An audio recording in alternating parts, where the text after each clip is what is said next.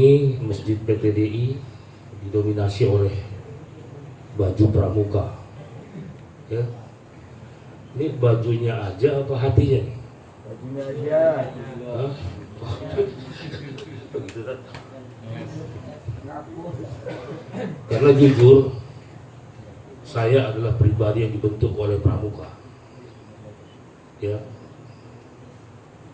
saya paham betul kalau saya bisa jadi seperti ini dari segi mental. Itu sejak mulai ikut pramuka lah saya merasakan bagaimana arti menjadi seorang pemuda. Saya masih ingat ketika tahun 81 saya ikut jambore nasional di Cibubur. Mau ikut jambore nih. Masih ingat lagi lagunya, Jambore Nasional 81 di Cibubur kita pramuka bertemu. Masya Allah, indah sekali. Bersatu kita melangkah maju, mengemban tugas bagi nusa dan bangsa. Masya Allah. Masih ingat itu, Pak? Ya. SD Kebun Bawang, alhamdulillah. Juara 1. Ya. Saya dapat tanda kecakapan khusus 1 morse, semapur, cari jejak. 1 lagi masak, kepemimpinan. Alhamdulillah. Ternyata memang apa yang kita lakukan di masa muda baru terasa sekarang. Dan hebatnya Pak Ustadz, guru sekalian, saya sampai hari ini masih hafal dasar Dharma Pramuka. Masih hafal dasar Dharma. Dan ini terjadi pengalaman pribadi saya ketika saya melamar istri saya, ya. Dulu gentleman kita ngelamar nggak pakai orang tua. Tamat pesantren saya dapat beasiswa ke Mesir. Saya mikir kalau saya berangkat ke Mesir hilang nih si jantung hati. Betul nggak? Nah udahlah. Akhirnya saya berangkat ke Pangkalan Berandan, saya ngelamar tuh istri calon. Bapak mertua itu seram, tinggi besar. Ya, ini Jawa Sumatera beda sama Jawa. Jawa Sumatera itu tinggi besar. Karena memang dipilih oleh Soeharto dulu untuk menempati daerah-daerah di Sumatera. Transmigran. Orang-orang pilihan semua yang dipilih itu. Ini mau dengar cerita nggak nih? Lu mau tidur aja. Ini pengalaman nih. Jangan tidur lu mau. Alhamdulillah. Jadi ketika sampai di rumah mertua, calon udah kumisnya tebal, tinggi, besar kan. Baru tamat pesantren ditanya, kau mau melamar anakku, modal apa kau katanya. Itu Jawa di sana begitu, kau katanya, kau apa modal kau katanya. Ngeri sedap itu. Apa modal kau? Tamat pesantren kerja belum. Itu Jawa Medan begitu. Makanya dibilang puja kusuma, putra putri Jawa kelahiran Sumatera. Apa modal kau? Oh maaf Pak, Bapak jangan anggap remeh saya Pak, saya bilang. Jangan anggap enteng Pak. Memang saya hanya begini. Tapi lihat Pak, saya punya 10 prinsip saya bilang. Dan saya akan bahagiakan anak Bapak saya bilang. Kaget dia. Kaget juga kan. Gua anak priok masa gua takut tuh. Dalam hati gua kalau gua gagal cabut gua nggak usah balik lagi kan. Hebat kali kau. Apa modal kau melamar anakku katanya? 10 prinsip. Apa tuh? 1, takwa kepada Tuhan Yang Maha Esa. Dia nggak tahu kalau gitu udah sadar kan. Apa modal kau kata? 1, takwa kepada Tuhan Yang Maha Esa. Hebat kau. 2, cinta alam dan kasih sayang sesama manusia. Patriot yang sopan dan kesatria. Patuh dan suka bermusyawarah. Rela menolong dan tabah, rajin, terampil dan gembira, hemat, cermat dan bersahaja, disiplin, berani dan setia, bertanggung jawab dan dapat dipercaya. Apa kata mertua? Ya sudah jadilah katanya.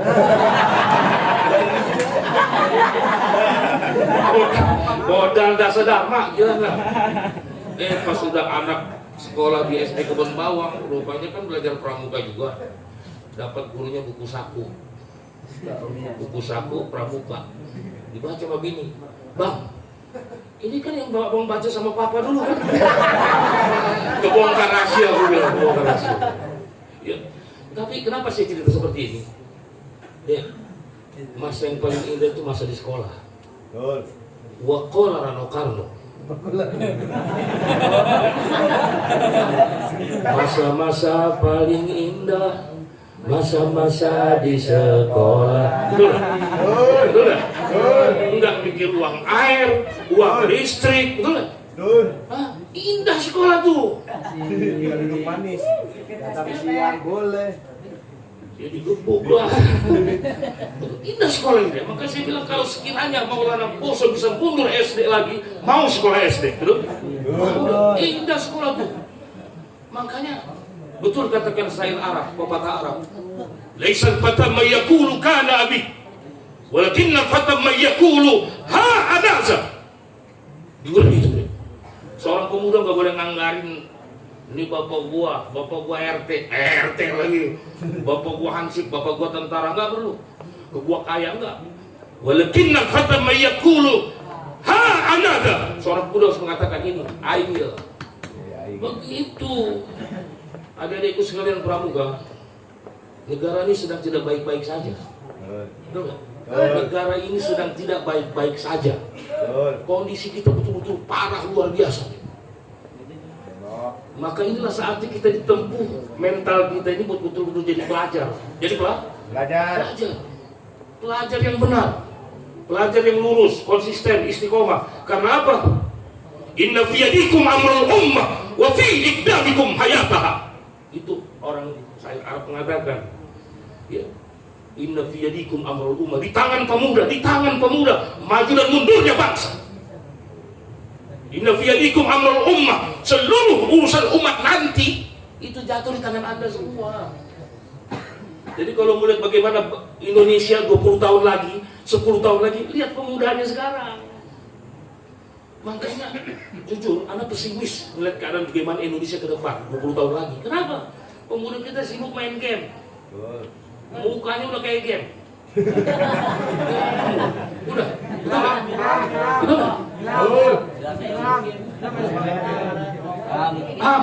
Masih SMP, udah jatuh cinta. SMP, kencing aja belum lurus.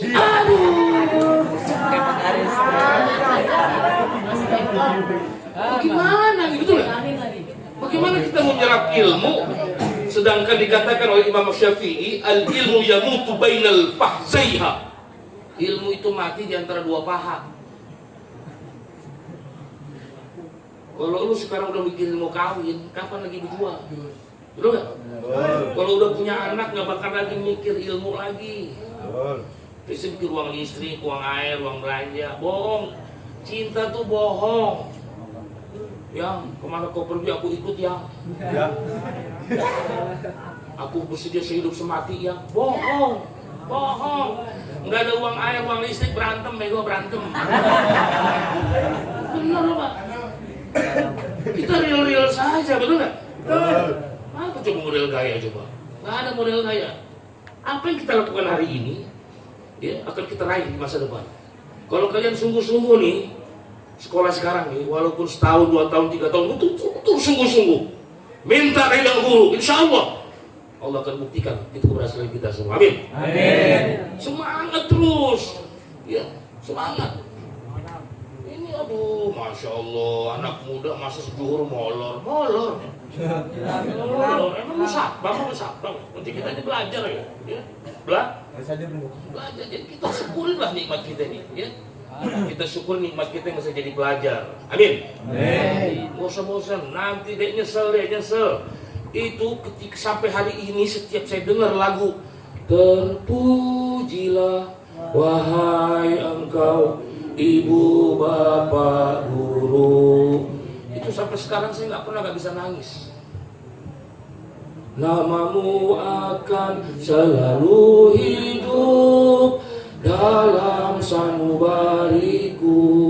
Terasa itu tunjukin guru tuh deh. Sekarang omongan dia nggak kita dengar. Ntar udah tamat baru nyaho. Iya ya, gua sama guru begini, gua begini. Ya. Baru terasa dia. Sampai sekarang nih, walaupun udah berjenggot begini, bini satu, ya. Takut. Ini gua Padang Ustadz bahaya. Masya Allah. Kalau punya istri orang Padang itu udah lepas siksa kubur. di dunia udah disiksa duluan. Aku gawat. Paham deh? Itu setiap dengar lagu itu air mata netes. Engkau bagai pelita dalam kegelapan, engkau laksana embun penyejuk dalam kehausan. Masya Allah. Dek, kita dulu bawa guru jam tahun 80, bukunya satu. Bukunya satu. Dilipat-lipat gini. Buku hilang nempel di sini. Saya masih hafal butir-butir Pancasila. Saya masih hafal GBHN. Apalagi Pancasila. Sekarang itu tasnya kayak astronot. Dulu kita di SD masih diajarin peta buta. Di atas Sumatera apa, di atas Jawa apa. Makanya tahun 80 itu adalah generasi the best. Amin. Karena mereka semua pakai otak, gak ngandelin buku. Sekarang coba. Ya. Tahu nggak kuncinya apa? Tahu kuncinya apa? Jangan pada ngomong. Tahu nggak kuncinya apa? Minta redha guru. Itu yang diakui oleh guru-guru saya di pesantren. Kenapa Maulana Poso Siregar itu setelah tamat, orang tamat kok makin bertambah? Karena guru doain kita. Pahami itu adikku sekalian, anak-anakku sekalian. Karena itu lu sekolah. Tapi guru marah, guru benci, jangan. Kita jaga dia. Dek, kalau kita mau berbuat berkah umur itu dapat kalau kita ngabdi sama orang tua. Orang yang mengabdi sama orang tua akan diberikan berkah umur. Apa itu tanda-tanda berkah umur? Hidupnya punya manfaat. Tapi kalau kita mau dapat berkah ilmu, hormatin guru. Nggak ada lagi. Jangan dibagi-bagi. Oh, ilmu umum, ilmu agama. Enggak. Ilmu itu dalam Islam di tempat yang tinggi. Hal yastawil ladina ya'lamun wal ladina la ya'lamun. Sampai ilmu maling juga boleh. Betul nggak? Boleh kita pelajarin. Ketika kita dalam perang mau maling senjata musuh, boleh nggak? Boleh. Jangan lu maling alat-alat sekolah.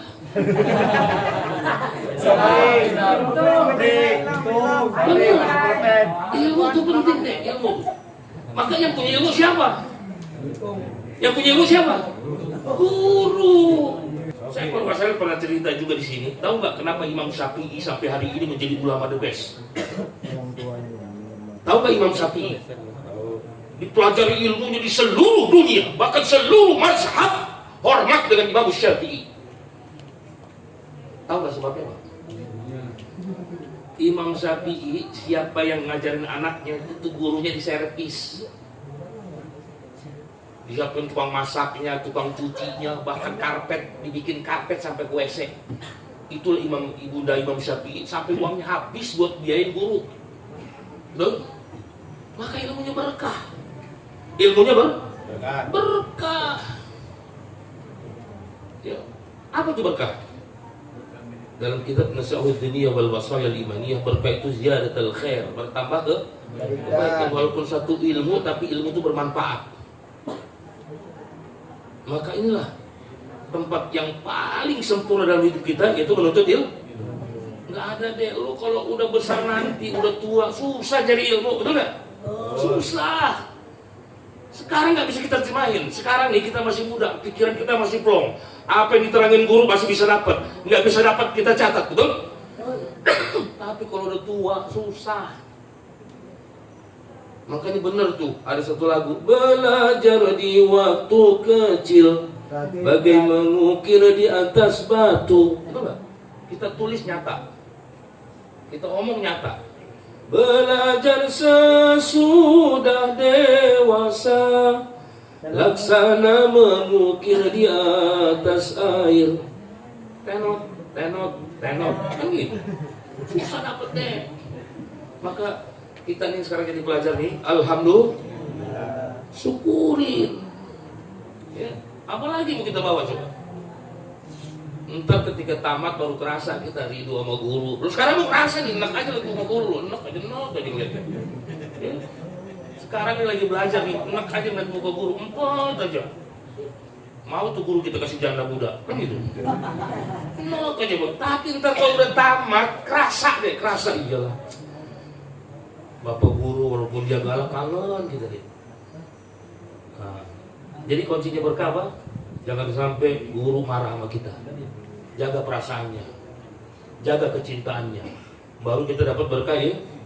Orang kalau sudah dapat berkah ilmu gampang deh. Tandanya orang dapat berkah ilmu di mana dia ada, di situ orang butuh dia. Itu tanda berkah ilmu. Walaupun sedikit ilmunya. Maka berkali-kali saya bilang di sini, man istaqafal mustadahu ibtalahu Allahu bi thalathin baliyatin. Siapa yang durhaka sama gurunya, man istaqafal ustadahu. Ya. Ini kalimatnya nakirah. Ya, enggak pakai kalimat alif lam ma'rifat. Apa bedanya alif lam ma'rifat dengan nakirah? Kalau alif lam ma'rifat kenal. Tapi kalau nakirah umum, baik guru agama maupun guru umum, man istakhafal ustadahu ibtalallahu bi thalathin baliyatin. Siapa yang durhaka kepada gurunya diajab dengan 3 ajab. Batuk dah gua. Pertama, doko rizkohu, sempit rezekinya. Jadi kalau kita ntar udah tamat, kita susah, ngelamar kerja susah, ini susah, lu minta maaf sama guru, pasti ada guru yang sakit hati sama kita dulu. Doko rizkohu wa nasya ilmahu. Ajab yang kedua yang durhaka sama guru, lupa ilmunya.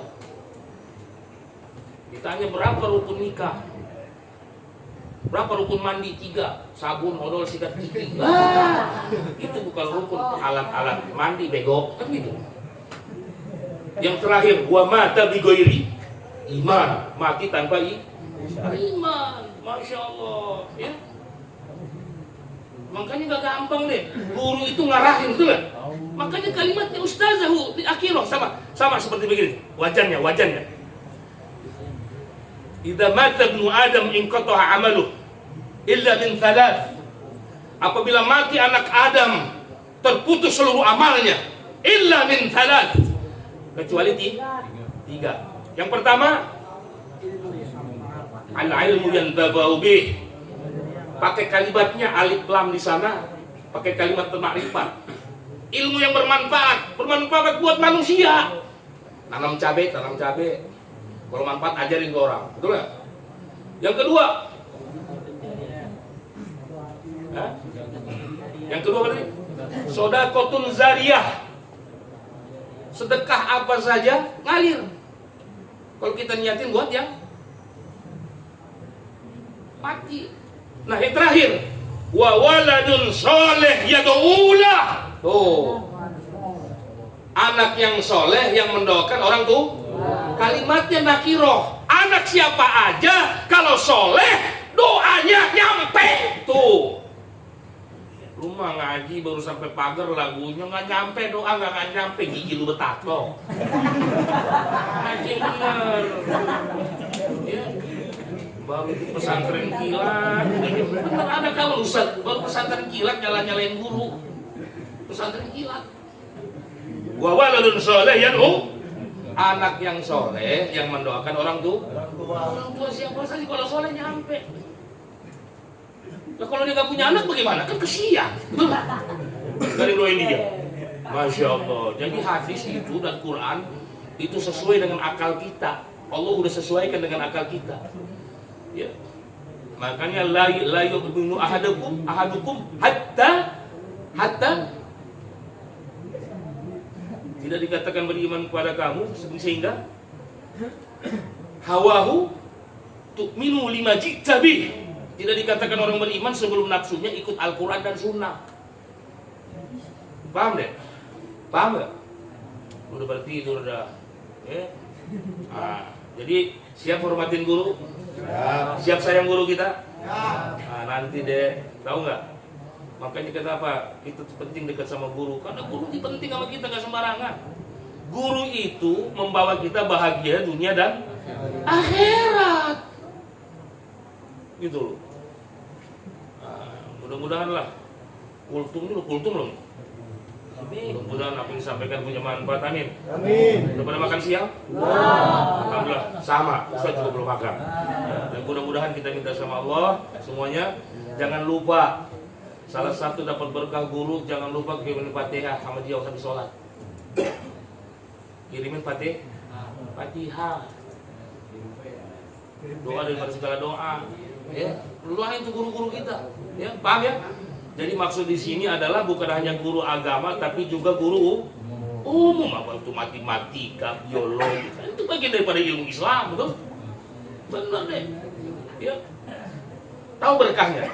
Sampai hari ini saya masih hafal tuh bagaimana yang metodologi ilmu fisika masih ada di kepala. Bukan karena kita pintar, karena kita dekat sama guru. Makanya Iqra. Coba lihat. Iqra. Baca ketika Jibril menyampaikan wahyu kepada Rasulullah. Iqra.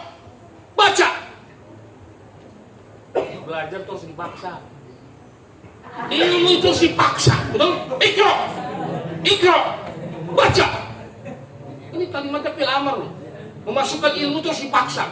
Yang kedua, oi, catat nih. Yang kedua, ilmu supaya berkah.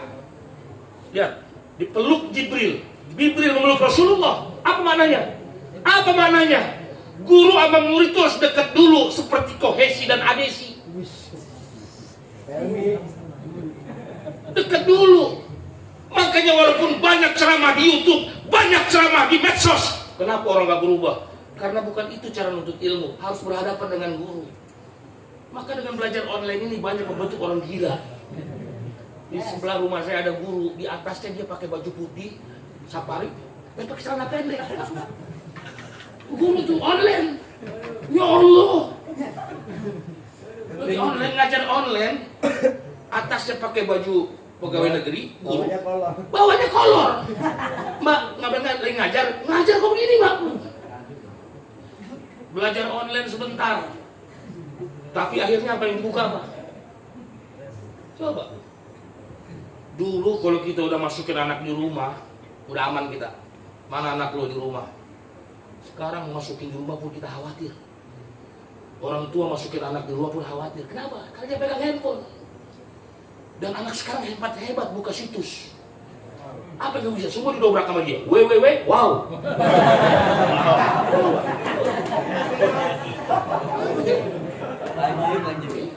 Tandanya. Ciri-cirinya itu anak suka buka situs porno, gampang. Susah bangun pagi. Benar. Gampang tidur. Ngapain? Bukan baca Quran, hahu ditonton, hahu apa hahu? SMP tadi, moral udah hancur kita moral. Betul nggak? Moral ini, Pak. Makanya benar, maaf lah, hebatlah Pak Soeharto, Pak Jenderal Soeharto. Diajarkan P4, PMP, Pendidikan Moral Pancasila. Satu ketuhanan yang Maha Esa.